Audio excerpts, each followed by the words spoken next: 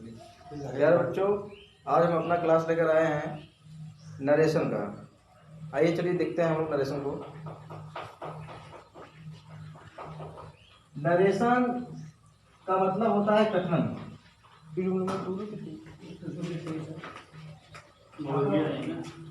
यह जो कथन होता है हमारे दो प्रकार का है सर। थोड़ा सा कुछ लोड कर रहे हैं, उसके बाद होता है डायरेक्ट स्पीच, देन सेकेंड होता है आपका इनडायरेक्ट स्पीच। वही से डाउनलोड कर रहे हो। एक होता है डायरेक्ट स्पीच, देन सेकेंड होता है इनडायरेक्ट। डायरेक्ट स्पीच का मतलब होता है प्रत्यक्ष कथन। इसका अर्थ होता है प्रत्यक्ष कथन। थोड़ा चीज से डाउनलोड कर लेंगे, टाइम आपसे डाउनलोड कर लेंगे ना। और इनडायरेक्ट का मतलब होता है अप्रत्यक्ष कथन।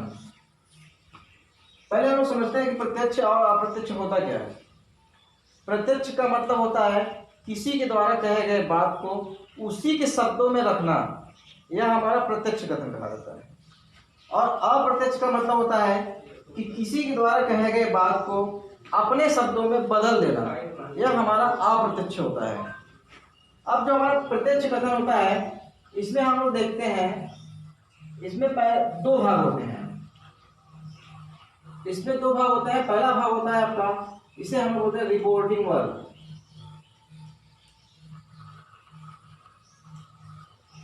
जो इन्वर्टेड कामा के बाहर आता है, और इन्वर्टेड कामा के अंदर आपका होता है, डबल इन्वर्टेड कामा के अंदर होता है आपका रिपोर्टेड स्पीच।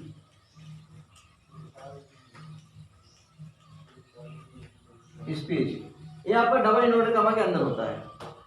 रिपोर्टिंग वर्क जो होता है, इसमें होता क्या है, इसमें कथन को कहने वाले और कथन को सुनने वाले दोनों व्यक्ति होते हैं।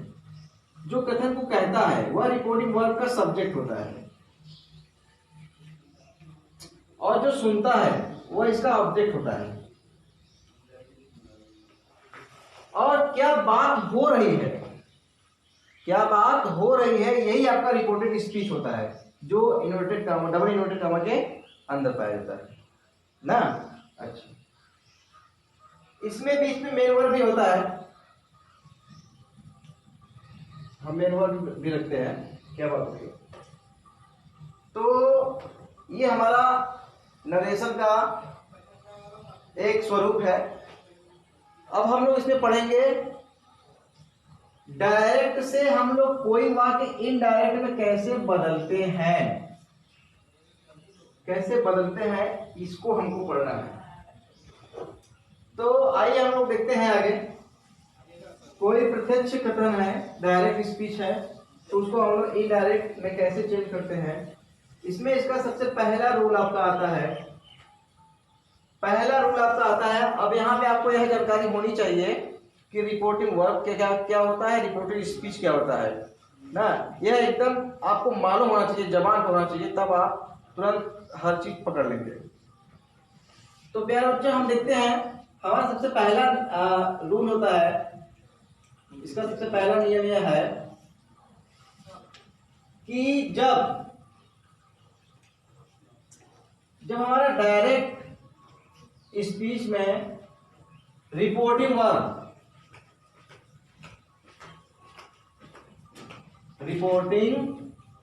यदि हमारा प्रेजेंट में हो, प्रेजेंट टेंस में हो, या फ्यूचर, प्रेजेंट के किसी भी टेंस में हो या फ्यूचर के किसी भी टेंस में हो, तो हम लोग क्या करते हैं,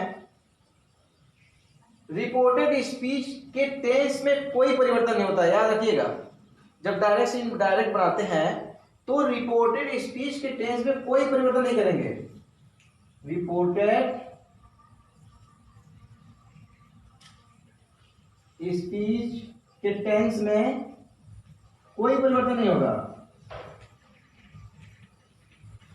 वर्तन नहीं होगा। केवल डबल इन्वर्टेड कामा हटाने के लिए हम लोग ना डायरेक्ट इंजेक्शन का प्रयोग करते हैं।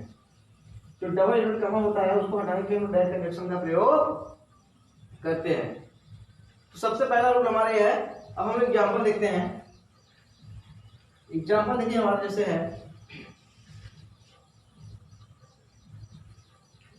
जैसे है रीता तेज कमा इनवर्ट कमा रवि इज प्लेइंग मैच कमा क्लोज। अब यहाँ पे देखिए ये हमारा रिपोर्टिंग वर्ब है। आप देख रहे हैं कि रिपोर्टिंग वर्ब का हमारा प्रेजेंट इंडिफिनिट टेंस है। तो जब ये प्रेजेंट इंडिफिनिट टेंस होता है तो प्रेजेंट के किसी भी टेंस में हो, चारों में से, चाहे फ्यूचर के किसी भी टेंस में हो, तो ऐसी स्थिति में यहाँ पे हम जब इसको इनडायरेक्ट बनाएंगे जिसके टेंस में कोई परिवर्तन नहीं होगा ना, बस कामा को हटाने के लिए हम लोग डायरेक्ट कंजंक्शन का यूज करते हैं। रीता तेज होगा यहाँ पे, इसके बाद डायरेक्ट कंजंक्शन हम लगाते हैं, फिर सारी बात उसी तरह से लिख देते हैं। रवि इज प्लेइंग मैच, काम हट जाएगा आपका। ये देखिए बन गया आपका, डायरेक्ट से इनडायरेक्ट बन गया आपका ना। आगे हम देखते हैं और एग्जांपल इसमें।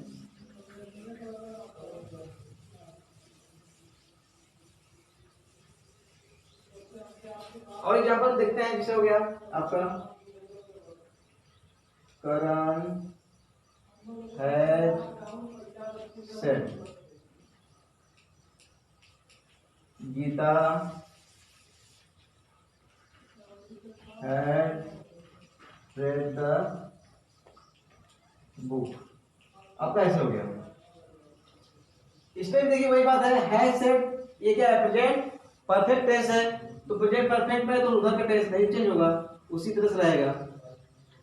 करण हैज सेड कमांड निकले तो फिर डेट लिख जाएगा, सारी बात यही रहेगी। Gita had read the book ना। अभी फ्यूचर में आ जाता है तब भी वही मतलब रहेगा। जैसे हुआ किरण, सॉरी फ्यूचर में आती है, will say comma invert comma Karan goes to school. मर्जी ऐसे है, इसको भी चेंज करेंगे, बस कामा हटाने के लिए डेट लगेगा, फ्यूचर में है तो नहीं चेंज होगा। विल से कामा हटाने के लिए डेट लगेगा, फिर सारी बात वही हम लिख देंगे, करण गोज टू स्कूल।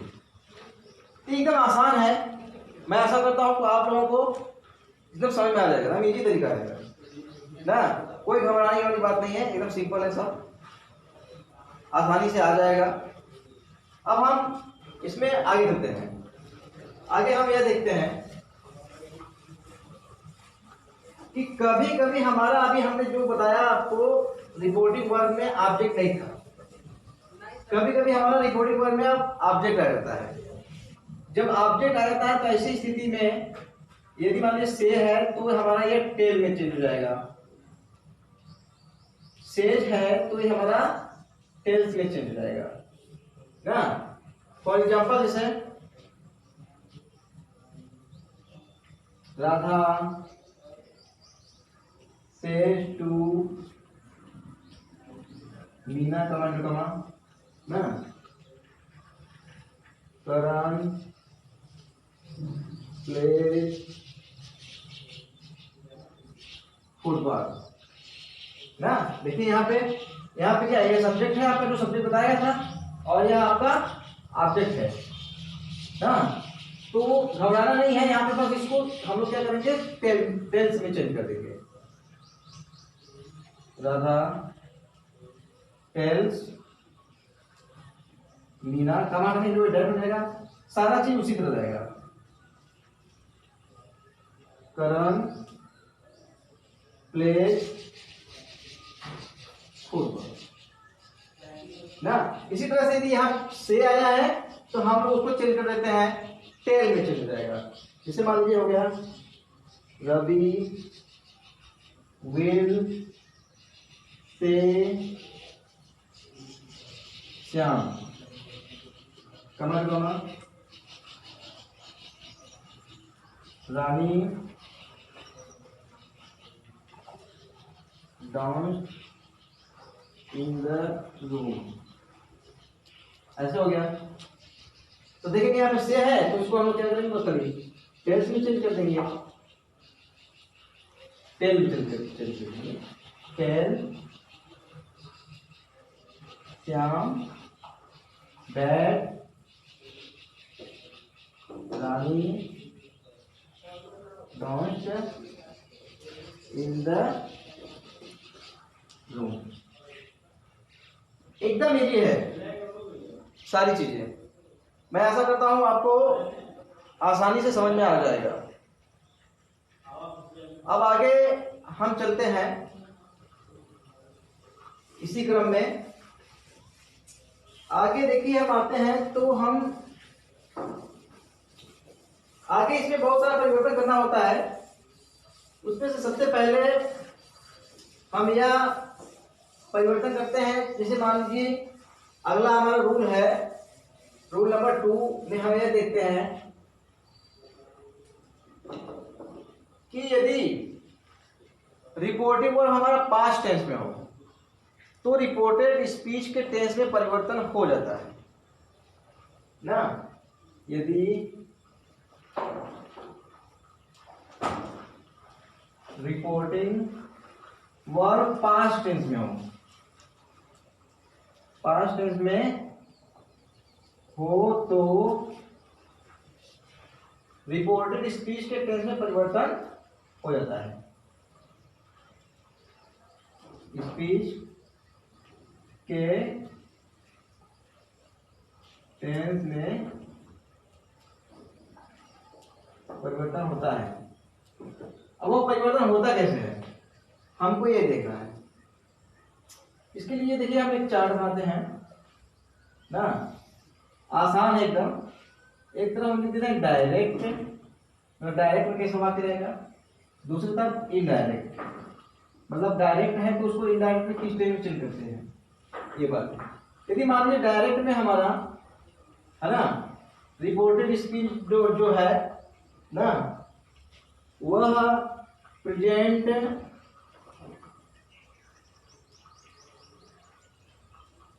इंडेफिनिट है तो सीधे हो जाएगा पास्ट इंडेफिनिट।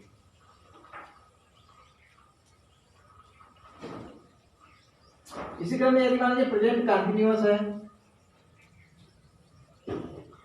तो सीधे हो जाएगा पास्ट कंटिन्यूअस। अब आप समझते रहिएगा। यदि मान लीजिए प्रेजेंट परफेक्ट है तो हमारा ये चेंज हो जाएगा पास्ट परफेक्ट में, आसान है ना।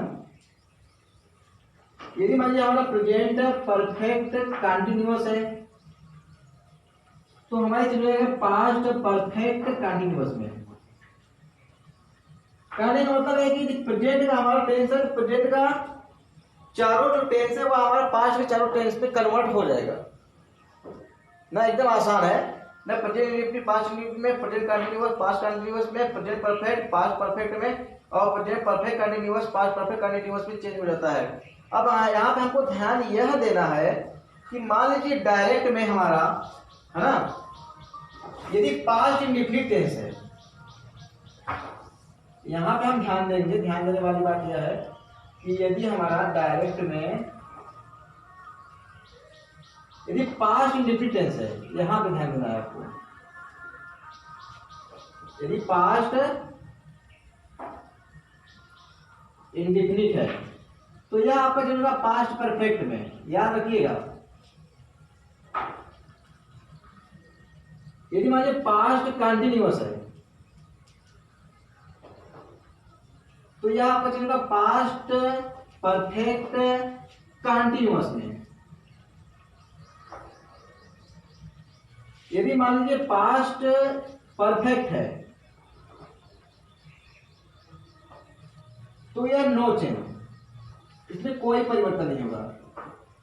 यदि मान लीजिए पास्ट परफेक्ट कंटिन्यूअस है तो यह भी नो चेंज, इसमें भी कोई परिवर्तन नहीं होगा, यह ध्यान देना है। और फ्यूचर का कोई भी टेंस है, फ्यूचर का आपका कोई भी टेंस है तो उसमें साइकिल विल सेल होगा तो हम लोग हमेशा विल को वुड में चेंज कर देते हैं और शैल को शुड में चेंज कर देते हैं, और कुछ नहीं करना है। तो यह एकदम आसान है चार्ट आपका। प्रेजेंट का चारों पास्ट में की चारों में चेंज हो जाएगा, चारों टेंस में चेंज हो जाएगा। वहां पे बस थोड़ा सा आपको ध्यान देना है, यदि पास्ट कंप्लीट है तो पास्ट परफेक्ट में हो जाएगा, पास्ट कंटिन्यूअस है तो पास्ट परफेक्ट कंटिन्यूअस चेंज हो जाएगा। यदि पास्ट परफेक्ट है या पास्ट परफेक्ट कंटिन्यूअस है तो दोनों नो चेंज होंगे। और फ्यूचर है तो उसमें विल शैल की सहायक क्रिया होंगे, विल का वुड और शैल का शुड हो जाएगा। इसी के साथ हम लोग एक परिवर्तन और देख लेते हैं ना, यदि दोनों साथ साथ लेके चलेंगे या आप इसको याद कर लीजिएगा। बिना याद किए या आप आगे चेंज नहीं कर पाएंगे, इसलिए आपको टेंस की अच्छी सी जानकारी होनी चाहिए, यह जरूरी है। बिना जानकारी के आपको टेंस नहीं आएगा तो यह पढ़ने का कोई मतलब नहीं है ना, इसलिए टेंस जरूरी है। टेंस की अच्छी जानकारी हमारे पास होनी चाहिए। इसमें हम एक परिवर्तन और देखते हैं, changing of pronoun. Changing of pronoun, pronoun का भी परिवर्तन इसमें हो जाता है। मान लीजिए इसका हम रूल नंबर 3 में कर देते हैं, चेंजिंग ऑफ प्रोनाउन। प्रोनाउन देखिए, हम लोग इसमें जो प्रोनाउन का पहला होता है पर्सनल प्रोनाउन। पर्सनल प्रोनाउन पे ही पूरा ये डिपेंड है, पर्सनल प्रोनाउन ही आता है इसमें। पर्सनल प्रोनाउन आप जानते होंगे, पढ़े होंगे, इसमें 3 प्रकार होते हैं, first person, second person, then third person. First person होता है, देन सेकेंड पर्सन होता है, देन थर्ड पर्सन होता है। एक चार्ट इसका रहेगा।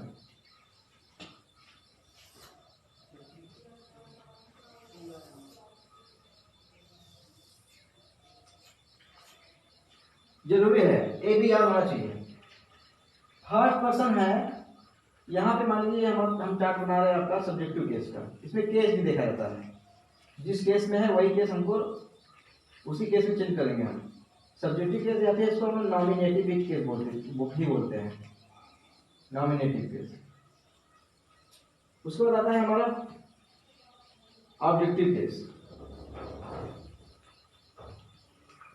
ऑब्जेक्टिव केस आता है, इसके बाद आता है हमारा पॉजिटिव केस।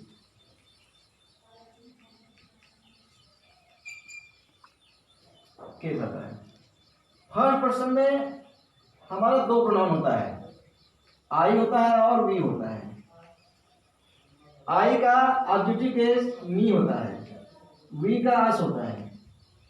पॉजिटिव केस आप आएंगे तो आई का माई होता है और माइन होता है, वी का आवर होता है, आवर्स भी होता है। सेकेंड पर्सन में हमारा केवल एक प्रोनाउन होता है यू, जिसका सब्जेक्टिव केस भी यू होता है, ऑब्जेक्टिव केस भी यू होता है ना, और पॉजिटिव केस इसका योर होता है और योर्स होता है। थर्ड पर्सन प्रोनाउन में हमारा आता है ही आता है, सी आता है, दे आता है और इट आता है। ही का ऑब्जेक्टिव केस हिम होता है और पॉजिटिव केस हिज होता है। सी का हर होता है और ये भी हर होता है। दे का देम होता है, यहाँ पे दियर होता है और दियर्स भी होता है।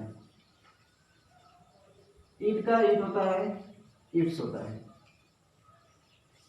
इस तरह से हमारा प्रोनाउन जो होता है ये चार्ट हमको मालूम होना चाहिए, बहुत जरूरी है, और ये हमको याद भी होना चाहिए, बहुत जरूरी है। बिना इसके याद होने बिना हम लोग प्रोनाउन का परिवर्तन नहीं कर सकते, इसलिए ये इम्पोर्टेंट है। तो हम यह चाहेंगे कि आप सभी लोग जो आज मैं चार्ट 2 दिया हूं टेंस का और प्रोनाउन का, यह चार्ट याद कर लेंगे अच्छा तरीके से। इसके बाद हम लोग कल क्लास देखेंगे।